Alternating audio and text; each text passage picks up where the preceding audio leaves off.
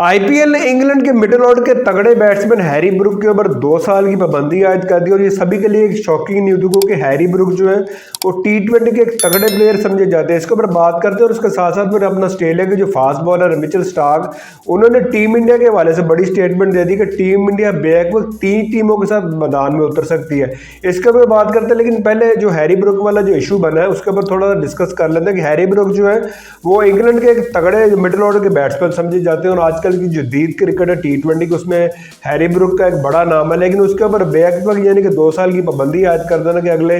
ये तो खैर 2025 चला, लेकिन अगले 2 साल के लिए भी हैरी ब्रूक जो आईपीएल में पार्टिसिपेट नहीं कर सकते। इसका जो इशू बना है वो इस वजह से बना कि अपना इंग्लैंड के जो अपना कप्तान थे अपना जोस बटलर, उन्होंने अपने चैंपियन ट्रॉफी में खराब परफॉर्मेंस के बाद अपनी जो इंग्लैंड की जो कैप्टन थी उससे रिजाइन कर दिया था। लेकिन इंग्लैंड क्रिकेट बोर्ड ने जब जोस बटलर ने अपना कप्तानी से इस्तीफा दे दिया तो उसके बाद फिर जो मेन जो नाम चलना शुरू हो गए थे, अगला जो अपना वाइट बॉल का जो कप्तान है वो इंग्लैंड का कौन हो सकता है। तो हैरी ब्रूक का नाम सरफहरिस्त के ऊपर चला था कि हैरी ब्रूक को हो सकता है कि आने वाले वक्त में अपना इंग्लैंड की वाइट बॉल यानी टी20 और ओडीआई की कैप्टनसी दे दी जाए। तो उसके बाद फिर हैरी ब्रूक ने थोड़ा सा कहते ना कि बैकफुट के ऊपर चले गए कि मैं ज़रा इतना लंबा जो सीज़न है वो मैं अपना मैनेज नहीं कर सकता, मैंने अपनी टीम के ऊपर थोड़ा सा फोकस करना है। और उसके बाद फिर ज़रा हैरी ब्रूक अपना आईपीएल में पार्टिसिपेट करते हैं तो उन्होंने इस साल 2025 में जो ड्राफ्टिंग हुई थी उसमें उन्होंने अपना नाम दे दिया। तो उसके बाद वो अपना दिल्ली कैपिटल की जानब से अपना हैरी ब्रूक जब सिलेक्ट हो गए थे तकरीबन 6.25 करोड़ में हैरी ब्रूक की डील हुई, तो तकरीबन पाकिस्तानी आप लगा लेंगे 20 करोड़ से ज़्यादा की वो अमाउंट बनती है। और थोड़ा सा अब कहते हैं कि आईपीएल ने भी थोड़ी सी अब सख्ती कर दी, क्योंकि पिछले साल हमने देखा था कि जब अपना आईपीएल चल रहा था तो उसके दौरान ज़रा टी20 वर्ल्ड कप से पहले सारी जो टीमें वो अपना टी20 सीरीज़ खेल रही थी, तो उसमें इंग्लैंड के जो प्लेयर थे उनके पाकिस्तान और इंग्लैंड के दरमियान अपना टी20 सीरीज़ का आगाज़ होने जा रहा था। तो इंग्लैंड क्रिकेट बोर्ड ने जो भी अपना प्लेयर आईपीएल में पार्टिसिपेट कर रहे थे इंग्लैंड के, उनको सबको वापस बुला लिया था कि आप वापस आ जाए, पाकिस्तान के खिलाफ हमने टी20 सीरीज़ खेली है। तो उसके बाद जो आईपीएल के जो अपना ऑनर के जो ऑनर्स थे उन्होंने काफ़ी इसके ऊपर कहते हैं नाराज़गी का इज़हार किया था कि एक आप टूर्नामेंट उस वक्त तकरीबन आईपीएल अपने खिताम के करीब पहुंच चुका था, लेकिन इंग्लैंड के 4-5 जो प्लेयर जिसमें जोस बटलर हो गए और 2-4 प्लेयर थे उन्होंने आईपीएल को खैरबाद कह किया, वापस हमने यानी कि अपने इंग्लैंड चले गए थे। तो इसके ऊपर थोड़ा सा नाराज़गी का इज़हार किया था आईपीएल के जो ऑनर्स हैं। और फिर उसके बाद ये डिस्कशन हुई कि अगले साल से ये मुआहदा होगा कि अगर आईपीएल में कोई भी प्लेयर यानी कि पूरे सीज़न के लिए अगर पार्टिसिपेट करेगा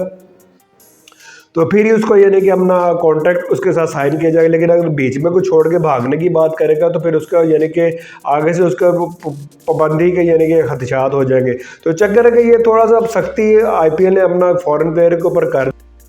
क्योंकि आईपीएल जो होता है ना वो तकरीबन 2 माह के ऊपर अरसे के ऊपर मुहित एक लंबा अपना टूर्नामेंट होता है और जो फॉरेन प्लेयर होते हैं उनके लिए काफ़ी मुश्किल हो जाता है कि वो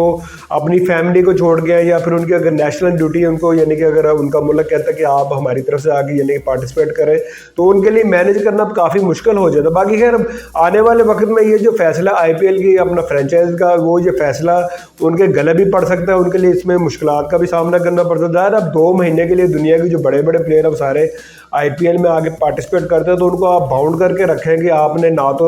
अपना आईपीएल को छोड़ के जाना है, ना ही यानी कि आपने अपनी नेशनल ड्यूटी देनी है। और अगर आपको फैमिली की याद भी सता रही है पीछे, अगर आपको फैमिली की ज़रूरत पड़ गई है तो आपने जब तक फाइनल नहीं हो जाता आपने आईपीएल को नहीं छोड़ सकते। तो ये थोड़ी सी अपना सख्ती उन्होंने आईपीएल जो अपना फॉरेन प्लेयर उनके ऊपर कर दी है। अब आने वाले वक्त में देखना पड़ेगा कि इतनी सख्ती के बाद जो बड़े बड़े जो प्लेयर हैं वो आईपीएल का कॉन्ट्रैक्ट साइन करते हैं या नहीं करते, क्योंकि हमने पहला जो अपना मिसाल देख ली हैरी ब्रूक की सूरत में इस साल देख ली कि हैरी ब्रूक ने आईपीएल को छोड़ दिया है और उसके बाद खैर उनके ऊपर 2 साल की पाबंदी आयद कर दी गई है। तो बाकी खैर अब आने वाले वक्त में देखा जाएगा कि आईपीएल की इतनी जो सख्ती है वो आईपीएल को यानी कि फ़ायदा देगी या आईपीएल को नुकसान, क्योंकि इसके दोनों 50-50 चांसेस है, क्योंकि हो सकता है कि इतनी सख्त पाबंदियों के बाद जो बड़े बड़े जो प्लेयर वो वैसे आईपीएल में यानी कॉन्ट्रैक्ट साइन करने के यानी कि तैयार न होता है। 2 साल के लिए फिर बाउंड होना पड़ेगा, वो कहीं आ भी सके ना आ सकेंगे ना कहीं जा सकेंगे, तो ये उनके लिए भी मसाइल का सामना करना पड़ सकता है। हो सकता है अगर इस कदम की सूरत हाल बन जाए तो फिर हो सकता है कि आईपीएल को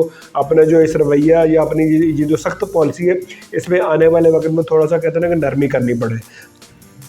और बात करते हैं ऑस्ट्रेलिया के जो फास्ट बॉलर मिचेल स्टार्क, उन्होंने टीम इंडिया के मतलब एक बड़ी स्टेटमेंट जारी कर दी। उन्होंने कहा टीम इंडिया दुनिया की इतनी स्ट्रॉन्ग टीम बन चुकी है कि उन्हें अपनी जो बेंच स्ट्रेंथ है उसको इतना तगड़ा कर लिया कि अगर टीम इंडिया चाहे तो बैकवर्ड 3 टीमें भी यानी कि मैदान में उतार सकते हैं। आप देखें कि मिसाल के तौर पर ऑस्ट्रेलिया और उसके बाद अपना इंडिया के दरमियान को टेस्ट सीरीज हो रही तो उसकी वो अलग टीम बना सकते हैं। बस T20 की तो खैर वैसे ही उनकी टीम ऑलमोस्ट 90% अलग हो चुकी है सूर्य कुमार यादव की कप्तानी में, और अगर T20 की सीरीज चल रही तो यानी कि वो भी अलग से वो टीम एक मैदान में उतार सकते हैं। और ओडीआई का भी एक नया कप्तान बना के, तो ओडीआई की यानी कि उनकी बेंच इतनी तगड़ी हो चुकी है ना कि उनके पास इतना टैलेंट मौजूद है कि बैक तो वो 3 टीमें भी मैदान में उतार सकते हैं। और यही पाकिस्तान टीम की भी मिसाल आपके सामने मौजूद है कि पाकिस्तान के पास भी यानी कि पिछले 4-5 साल में हमने अपनी को बेंच स्ट्रेंथ ही नहीं तगड़ी की। आप देख लें कि 2023 वर्ल्ड कप से पहले जब नसीम शाह इंजरी का शिकार हो गए थे, एंड वर्ल्ड कप से पहले तो हमारे पास बैकअप में कोई अपना प्लेयर ही मौजूद नहीं था कि जो अपना नसीम शाह का यानी कि अपना बैकअप के तौर पर अपना टीम एंट्री कर सकता। उसमें देखें कि हम 2023 वर्ल्ड कप में पाकिस्तान टीम के बॉलिंग की वजह से कितनी मार पड़ी। फिर आप रिसेंटली आप देख लें कि चैंपियन ट्रॉफी से पहले यानी कि साइम अयूब इंजरी का शिकार हो गए, और एक प्लेयर की यानी इंजरी के शिकार होने की वजह से पूरी टीम जो ऊपर नीचे हो गई। और कभी हम फखर जमान को एज ओपनर आजमा रहे थे, कभी बाबर आजम को एज ओपनर आजमा रहे थे। तो चक्कर है कि पूरी यानी कि आपकी टीम की यानी कि हुलिया बिगड़ जाता है कि अगर एक मेन प्लेयर इंजरी का शिकार हो गए, किसी टूर्नामेंट से बाहर हो जाए, तो यही इशू बनता है ना कि आपने अपनी बेंच स्ट्रेंथ नहीं इतनी तगड़ी की, आपके पास बैकअप में इतने तगड़े प्लेयर ही मौजूद नहीं होते कि अगर कोई सीनियर प्लेयर आपका इंजरी का शिकार हो जाए तो बैकअप में आपके पास इतना तगड़ा प्लेयर मौजूद हो कि वो उसको आगे यानी कि अपना उसको रिप्लेस कर सके। तो चक्कर है कि इंडिया ने पिछले 5-7 सालों में अपनी बेंच स्ट्रेंथ इतनी तगड़ी कर ली कि वो दुनिया में यानी कि कहीं भी बैकवर्ड 2 टूर्नामेंट T20 का भी चल रहा हो, ओडीआई का भी टूर्नामेंट कोई चल रहा हो, तो उसमें यानी कि बैकवर्ड अपनी 2 टीमें भी मैदान में उतार। तो यही मिचेल स्टार्क ने कहा कि इंडिया की जो टीम है उन्होंने अपना बैकअप प्लान इतना तगड़ा कर लिया, इतना स्ट्रॉन्ग कर लिया कि उनके पास इतने के प्लेयर अवेलेबल है कि वो बैकवर्ड यानी कि 3 टीम भी मैदान में उतार सकते। तो यही चक्कर है कि हम पाकिस्तान क्रिकेट बोर्ड की जो ज़रूरत है कि अपने बेंच स्ट्रेंथ को तगड़ा करें, बेंच स्ट्रेंथ को अपना स्ट्रॉन्ग करें, फिर ही आपकी टीम तगड़ी हो सकती है। क्योंकि हमारे पास माशाल्लाह हम अपना जो स्क्वाड मुंतखब करते हैं